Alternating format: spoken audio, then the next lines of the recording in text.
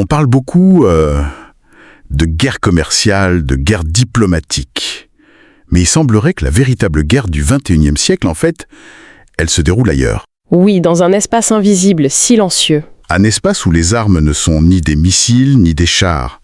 Un conflit où la première victime, finalement, n'est pas le corps, mais l'esprit. C'est un champ de bataille sans frontières, vraiment défini, où les combattants sont des algorithmes, des armées de comptes fantômes et ce qu'on appelle les mouches électroniques. Et le but n'est pas de conquérir un territoire. Non, le but c'est de contrôler la perception, de manipuler le récit national et au final, de fracturer la confiance collective. Et au cœur de cette nouvelle carte géopolitique, un acteur semble être une cible de choix. L'Algérie.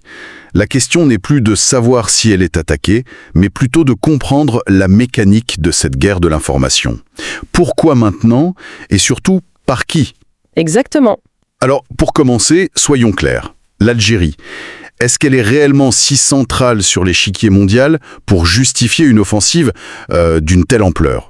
Est-ce qu'on ne surestime pas un peu son importance stratégique? C'est une excellente question parce que c'est justement cette perception que les attaques cherchent à installer. L'image d'un pays secondaire.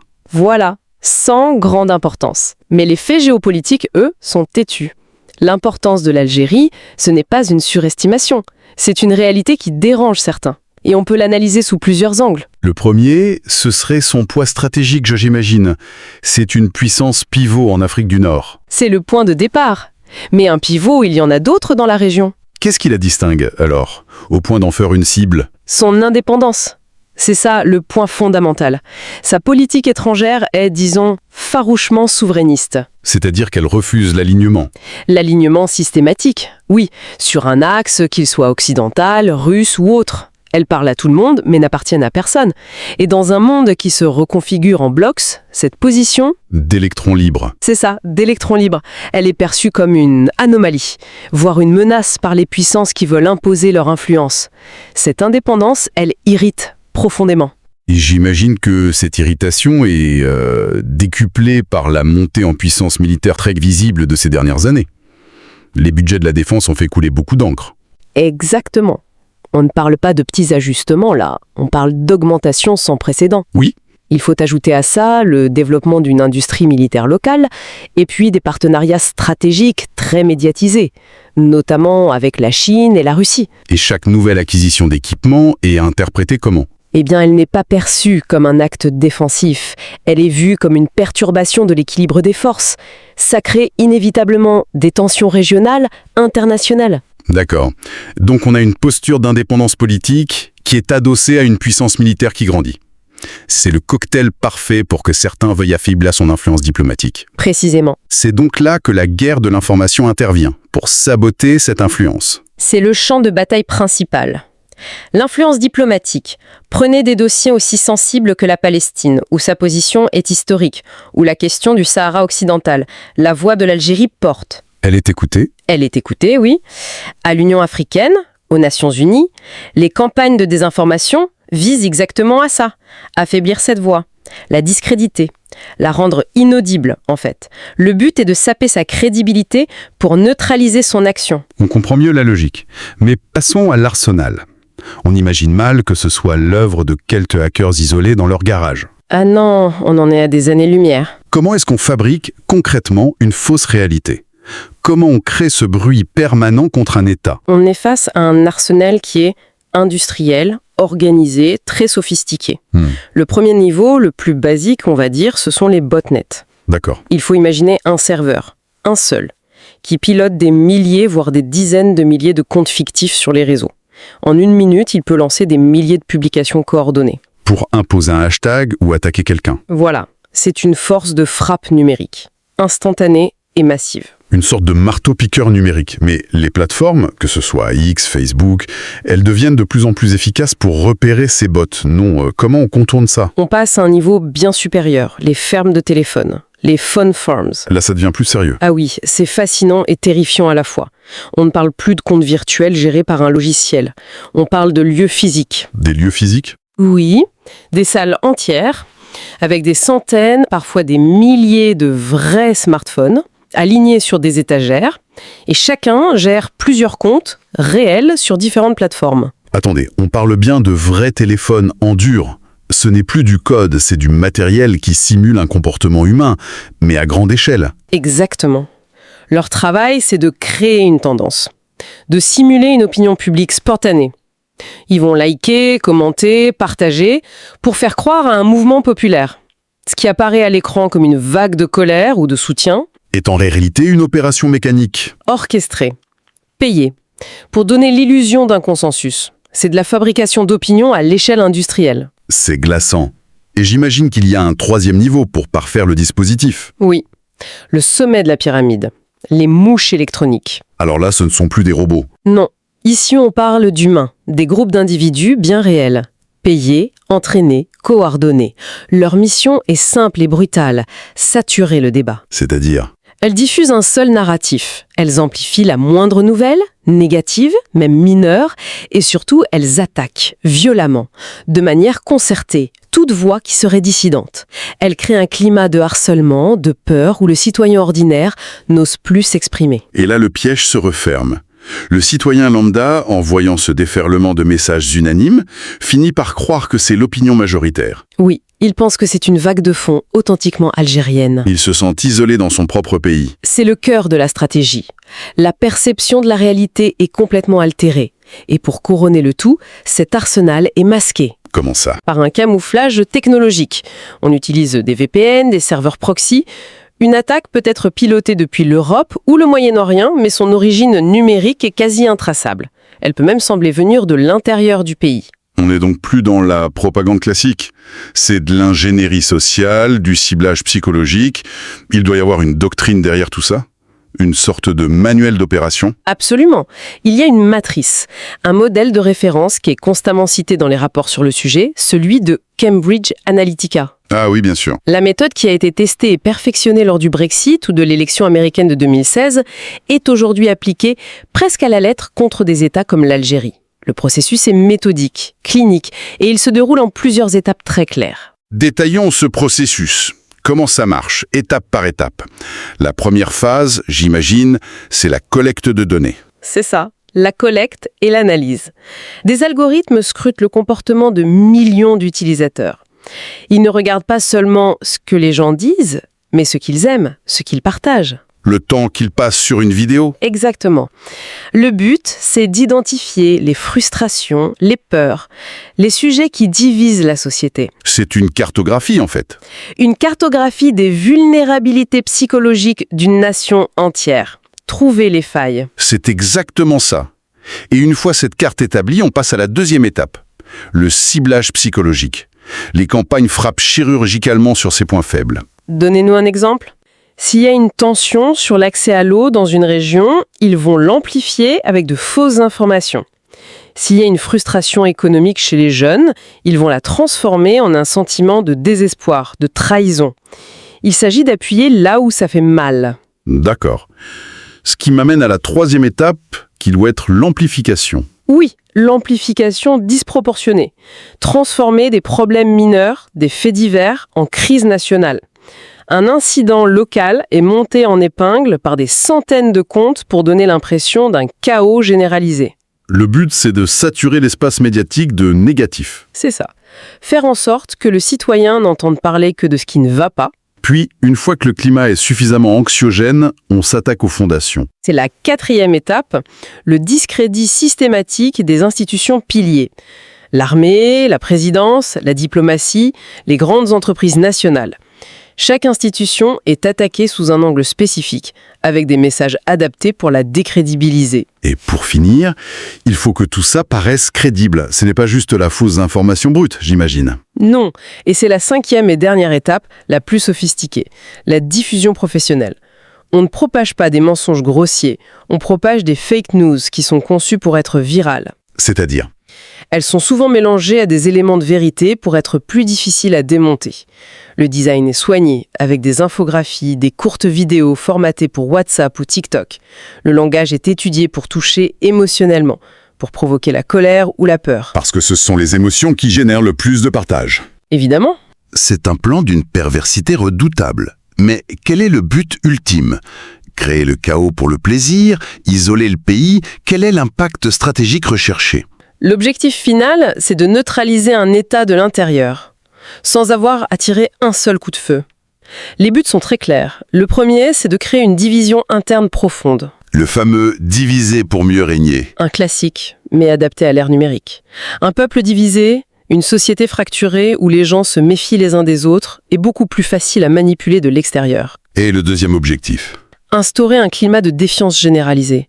Alimenter le doute, la peur, le cynisme, jusqu'à ce que plus personne ne croit en rien ni en personne, ni aux médias, ni aux politiques, ni même à ses voisins. Ce qui paralyse toute initiative collective. Ça paralyse tout. Ça engendre une apathie qui sert parfaitement les intérêts de ceux qui attaquent.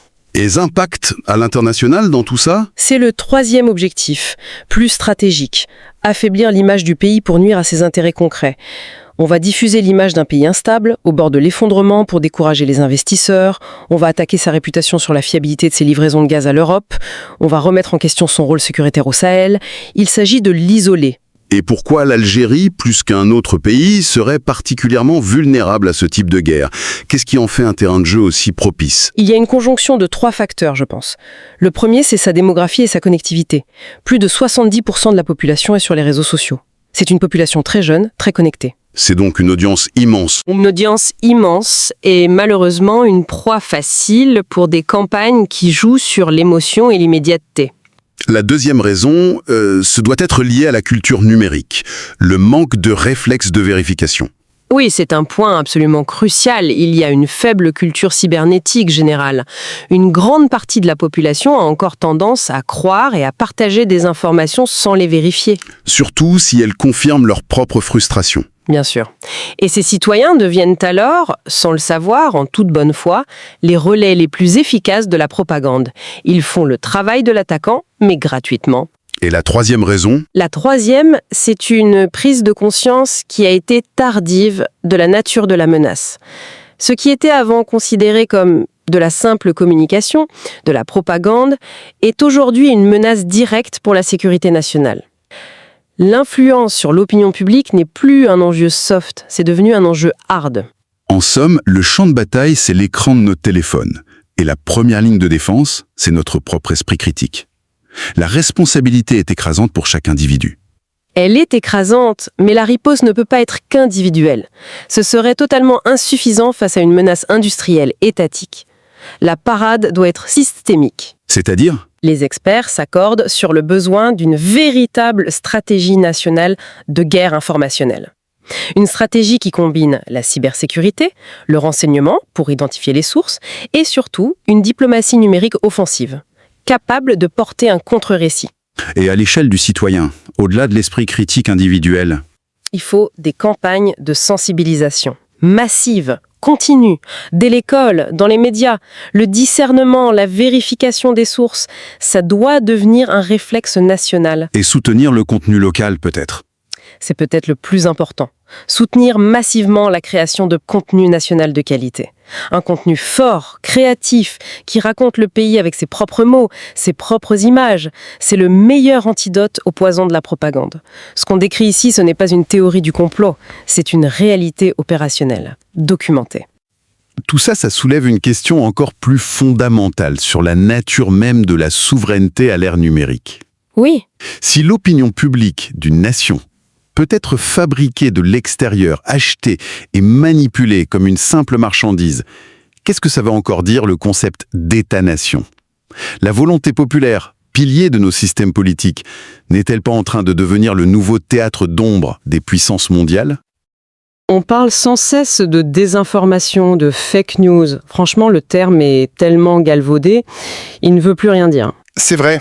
On a l'impression d'agiter un spectre, on s'indigne, mais sans jamais vraiment regarder la mécanique derrière. Alors concrètement, aujourd'hui, cet arsenal de la guerre de l'information, à quoi il ressemble? Est-ce qu'on parle juste d'une poignée de trolls derrière un clavier ou d'une véritable industrie? C'est bien plus qu'une industrie. C'est un écosystème militarisé. Militarisé? Oui, un écosystème invisible, complexe, qui opère à une échelle massive.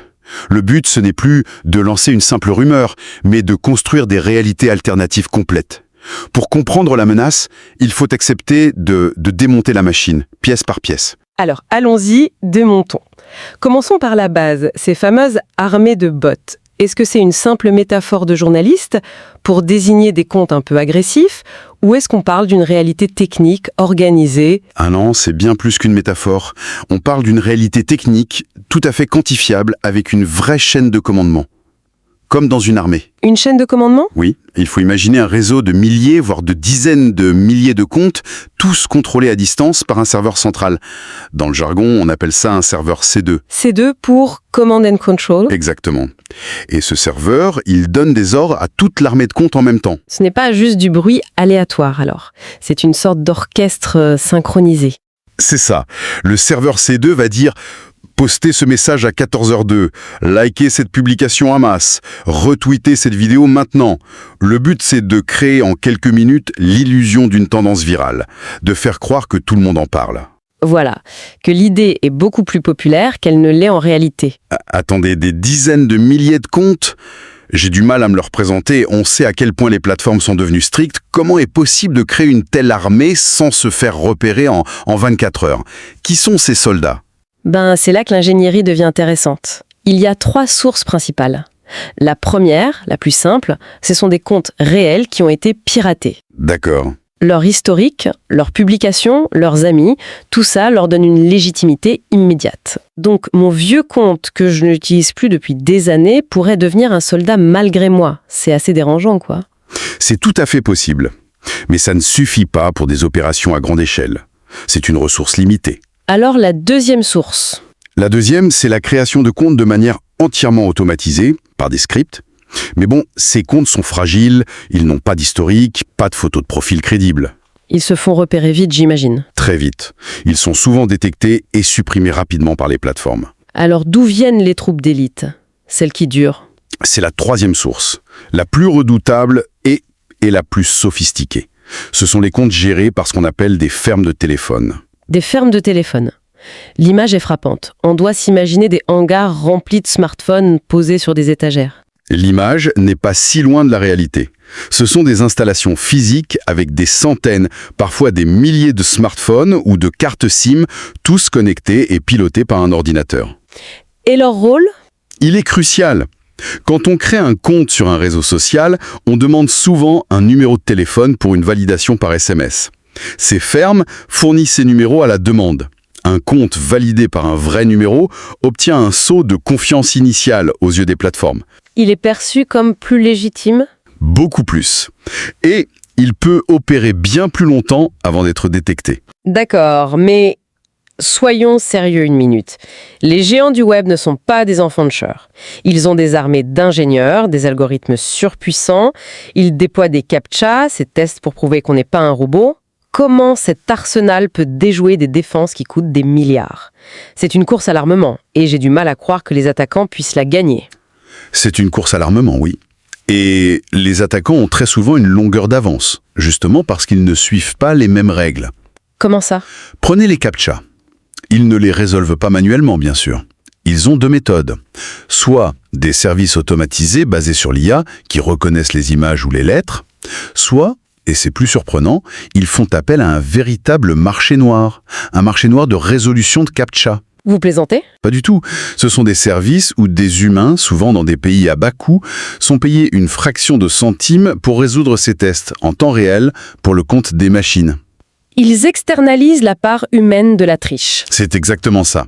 C'est une industrie en soi. C'est à la fois sordide et fascinant. Et une fois ces barrières passées, comment ils font pour ne pas laisser de traces, pour rester des fantômes? L'anonymat, c'est le cœur de la stratégie. La base, c'est d'utiliser des chaînes de serveurs proxy ou des VPN pour faire rebondir leur connexion Internet à travers plusieurs pays. Un ordre parti de Moscou peut sembler venir de Sao Paulo. Voilà. Mais la technique ultime, la plus difficile à contrer, ce sont les proxys résidentiels. Qu'est-ce que c'est encore que ça? Là, ils ne louent plus un serveur dans un data center, mais louent l'adresse IP d'un vrai particulier. Pardon? Oui. Souvent à son insu, via un logiciel malveillant ou une application gratuite un peu douteuse. Attendez une seconde. Ça veut dire que ma propre connexion Internet, chez moi, pourrait être utilisée sans que je le sache, pour mener une opération de désinformation à l'autre bout du monde? C'est de la science-fiction. Ce n'est pas de la science-fiction, c'est une réalité opérationnelle. Pour la plateforme qui surveille le trafic, l'activité ne vient pas d'un serveur suspect dans un data center, mais d'une maison de banlieue. C'est quasiment indétectable. C'est terrifiant. Le but final, c'est ce qu'on appelle l'évasion d'attribution. Rendre techniquement impossible de prouver qui est derrière l'opération. Cette infrastructure technique est donc quasi invisible, extrêmement résiliente. D'accord. Mais une armée de fantômes, même sophistiquée, est inutile si elle tire au hasard. Le vrai pouvoir, le nerf de la guerre, ce n'est pas tant le bot que la capacité à savoir exactement quoi murmurer à l'oreille de la bonne personne au bon moment. N'est-ce pas ça? Absolument. C'est le moment précis où l'on quitte l'ingénierie informatique pour entrer dans la psychologie de guerre.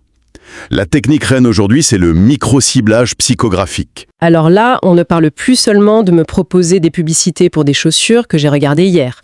On parle de cartographier ma personnalité, mes peurs, mes colères. Exactement. On collecte massivement des données, les likes, les commentaires, l'historique d'achat, les lieux visités. Tout ça est aspiré via des fuites de bases de données ou du scrapping, cette récupération automatique de l'info publique sur le web. Et ensuite ? Ensuite, des algorithmes analysent ce trésor pour construire des profils psychologiques. Ils peuvent identifier avec une précision troublante les personnes anxieuses, les extravertis, ceux qui sont en colère contre le système, ceux qui sont vulnérables aux théories du complot. Et une fois que la machine sait sur quel bouton appuyer, elle appuie ? À l'appui, on fabrique des contenus qui visent les points de douleur émotionnelle de chaque profil. Le même objectif politique sera présenté de manière complètement différente. Par exemple ? Pour un profil anxieux face à l'économie, on enverra des articles alarmistes sur le chômage. Pour un profil en colère, des mèmes sur la corruption des élites. Pour quelqu'un d'identitaire, on ciblera la sécurité aux frontières. Le message est taillé sur mesure. C'est l'idée d'un message sur mesure qui est terrifiante. Les mots deviennent des armes de précision. Mais est-ce qu'on s'arrête aux mots ? La nouvelle frontière, ce n'est pas de manipuler le message, mais de fabriquer la réalité elle-même. Je pense évidemment aux deepfakes. La menace n'est plus une frontière, elle est déjà là. Elle est opérationnelle. Ce n'est plus de la science-fiction. La technologie permet de générer des vidéos ou des audios synthétiques d'un réalisme bluffant pour faire dire à un politique, un général, ce qu'il n'a jamais dit. On a déjà vu des cas, hein ? Oui, des cas ont déjà eu lieu. Une fausse annonce d'un dirigeant d'entreprise qui a brièvement fait chuter une action en bourse, par exemple. L'attaque n'a duré que quelques minutes, mais elle a montré que c'était possible, que la menace était réelle. Mais le but n'est pas seulement économique, j'imagine. Non. Le but ultime n'est même plus de mentir.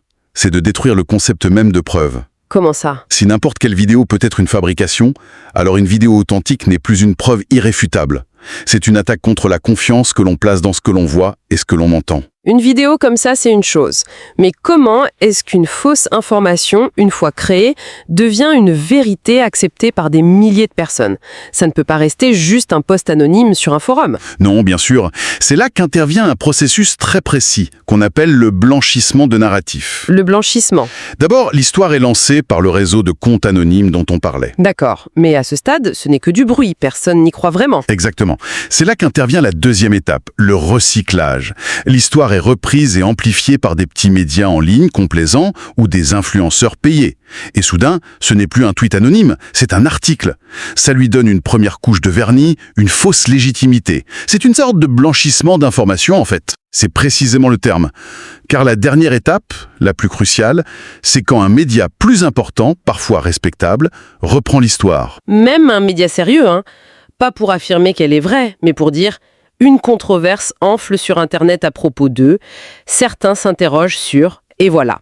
Le narratif initialement faux est maintenant un sujet de débat légitime dans l'espace public.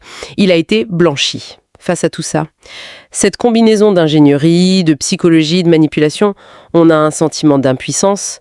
On a l'impression que les États sont condamnés à être toujours en retard, à réagir après coup. Est-on condamné à subir ? Non. Des doctrines de défense commencent à émerger. L'idée clé, c'est de passer d'une posture réactive à une posture proactive.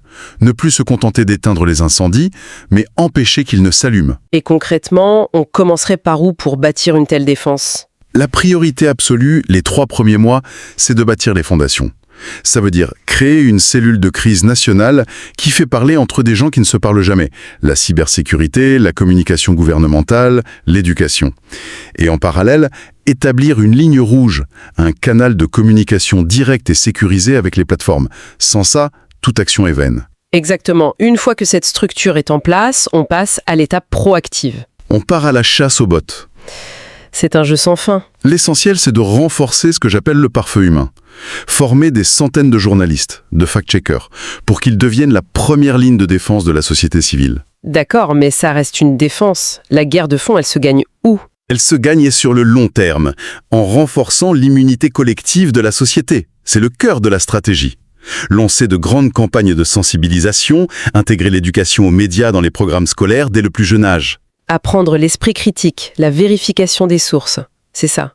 L'objectif final, c'est de vacciner la population contre la manipulation. Et pour tester le système, organiser des exercices de simulation annuels, une Red Team attaque le pays avec une fausse campagne et une Blue Team doit la contrer en temps réel. Cette riposte organisée quasi militaire est impressionnante dans sa logique, mais elle me met très mal à l'aise. En voulant à tout prix contrôler la désinformation, où se situe la frontière avec la censure?